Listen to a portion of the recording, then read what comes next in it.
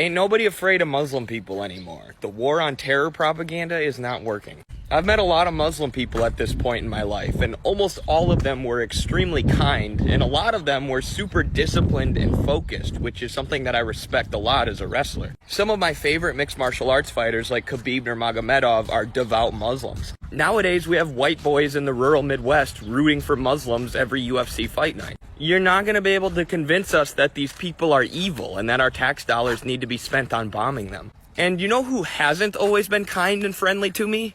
Israelis, Zionists. I talked to some members of the IDF on Zoom. It took them about 5 minutes to start saying all Muslim people are terrorists. And to be clear, I'm not talking about Jewish people. I'm talking about supporters of the state of Israel, who, with their violent, unhinged, and rude behavior, are turning more and more people away from their cause, away from Zionism. Meanwhile, Muslim people with kindness and friendship are bringing more people towards the cause of Palestine. There were a bunch of students at the student protest recently who converted to Islam. And the mainstream media was like, look at this, see, America's being taken over by Muslims. Now I'm like, I don't blame those kids for converting to Islam at all. The Muslim students were probably super nice and super awesome and super welcoming. And they're like, hey, I'm going to side with these guys against the mostly secular genocidal monsters that we're protesting against. Shout out to all the Muslims.